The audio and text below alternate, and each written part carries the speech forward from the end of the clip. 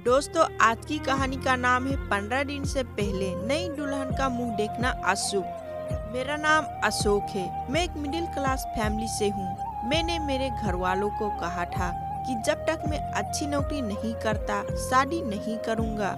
मैं बैंक के लिए तैयारी कर रहा था जिसमें काफी समय लग गया। इस कारण मेरी उम्र 32 साल हो गई, लेकिन मेरी नौकरी अच्छी लग गई थी। अब मेरे घर वालों को मेरी शादी की चिंता सताने लगी थी। उन्होंने कई जगह मेरे रिश्ते की बात चलाई, लेकिन कुछ बात नहीं बनी। हर जगह कुछ न कुछ समस्या हो जाती थी। इन्हीं सब बातों में एक साल और बीत गया। मेरी मम्मी और पिताजी को अब ज्यादा टेंशन होने लगी थी। वो सुबह शाम बस मेरी शादी की ही फिक्र किया करते थे। लेकिन फिर एक दिन उनकी कोशिश रंग लाई। काफी दिनों तक ढूंढने के बाद एक रिश्ता आया था जो घर वालों को जमा था। वो लोग गांव के थे और हमसे गरीब थे। घर वालों ने मुझे उसकी तस्वीर दिखाई। लड़की अच्छी थी। मैं कहीं और शहर में नौकरी करता था। मम्मी और पापा ने लड़की को उसके घर जाकर देखा था। मुझे भी कहा था, लेकिन मैं नहीं आ पाया। मम्मी को लड़की पसंद आ गई थी। मम्मी ने कहा कि बस अब शादी जल्दी से करना है।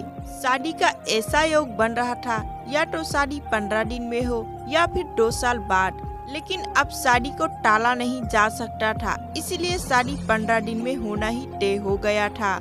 इतने कम समय में अब मेरा लड़की देखना जाना नहीं हो सका, इसलिए मैं अब शादी के लिए ही छुट्टी लेकर आ गया। मैं शादी के 5 दिन पहले ही आ गया। शादी की तैयारियां चल रही थी। बहुत जल्दी में सब तैयारियां पूरी करनी पड़ी और फिर शादी के समय आ गया।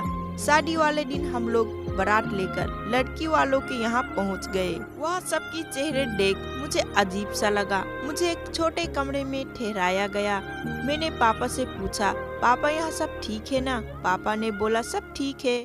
शादी गांव की थी। फेरों के समय भी लड़की ने अपना मुंह घूंघट से ढका हुआ था। शादी के बाद विदाई होकर हम सब लोग अपने घर आ गए। घर आने पर मेरी सौगात से पहले ही मेरी मम्मी और पापा मुझे अकेले में लाकर कुछ ऐसा बताते हैं जो मैंने पहले नहीं सुना। वो बोले कि हमारे घर में एक रिवाज और प्रथा है। शादी होने के 15 दिन तक दूल्हा अपनी दुल्हन का मुंह नहीं देख सकता। मैंने बोला, ये क्या? आज से पहले तो आपने इसके बारे में मुझे पहले नहीं बताया। वो बोले कि पहले नहीं बता सकते थे क्योंकि पहले बताना अशुभ होता है, इसलिए शादी के बाद ही बताया जाता है। मुझे समझ नहीं आ रहा था कि यह बात एकदम से कैसे आ गई, लेकिन फिर मम्मी पापा के ज्यादा जोर देने के बाद मुझे मानना ही पड़ा। पिताजी ने मुझे एक काला कपड़ा भी दिया।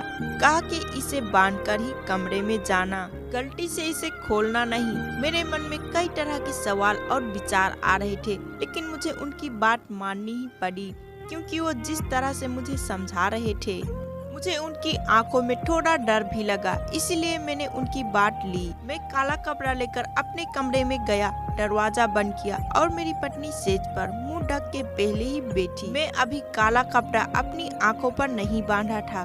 मैं उसके पास गया तो सबसे पहले जो उसने कहा वो था, आपको मम्मी पापा ने सब समझा दिया है ना? मैंने पूछा, उन्होंने तुम्हें भी कहा है? वो बोली, हाँ मुझे भी उन्होंने कहा है और हमें उसका पालन करना होगा। आपको सिर्फ मेरा मुंह नहीं देखना है। 15 दिनों तक मेरी पत्नी मेरे सामने थी, लेकिन मैं उसका मुंह नहीं देख सकता था। मैंने अपना काला कपड़ा उसे दिया और उसकी ओर पीठ करके बैठ गया। उसने कपड़ा मेरी आंखों में जोर से बांध दिया। कपड़ा बांधने के बाद मैंने उसके हाथों को अपने हाथ में लिया। बहुत ही कोमल थे। उसके बाद मैंने करीब आधी रात तक उससे बहुत बात की। मैं उसे नहीं देख पा रहा था, लेकिन उसकी तस्वीर मैंने देखी थी। इस तरह बंद आंखों के बीच हमारे नए जीवन की शुरुआत हो रही थी। दिन में भी इस बात का विशेष ध्यान रखना पड़ता था। वो पूरा समय घूंघट में ही रहती थी। शादी के पहले मुझे प्यार क्या होता है इसका पता नहीं था, लेकिन शादी के बाद मुझे अपनी पत्नी से प्यार हो गया था। मैं बेसब्री से 15 दिन खत्म होने का इंतजार कर रहा था।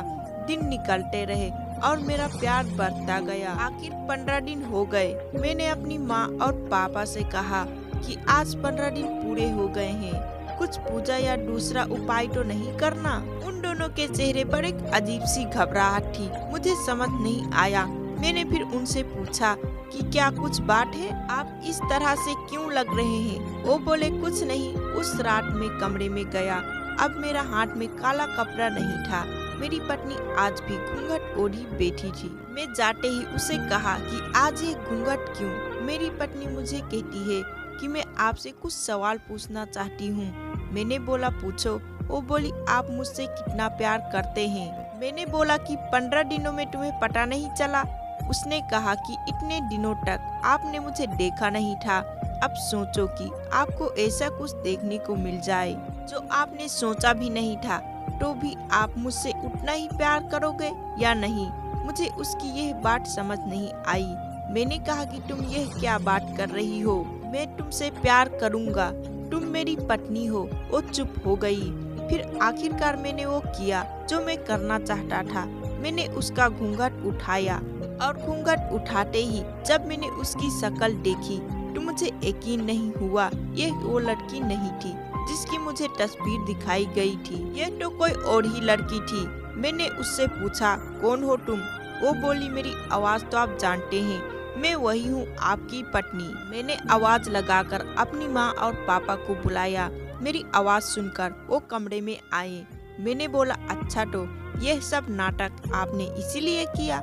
यह लड़की कौन है? आपने मुझे तस्वीर तो किसी और की दिखाई थी। उनके चेहरे पर घबराहट थी।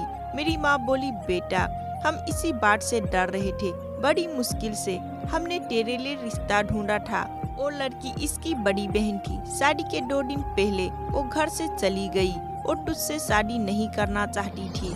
ये लोग फिर शादी से मना करने लगे, लेकिन हमने इसके पिता पर दबाव डाला था, धमकाया था, पहचान बताई तो उन्होंने दबाव में उसकी 2 साल छोटी बहन से तेरी शादी करवा दी। हम तुझे बताते तो तू हमें ऐसा नहीं करने देता। सच जानकर तू कभी शादी नहीं करता, इसीलिए तुझसे छिपाया। तुम दोनों सही मायने में पति पत्नी बन जाओ, इसीलिए 15 दिन वाला नाटक किया ताकि बाद में तू इसे छोड़ ना सके।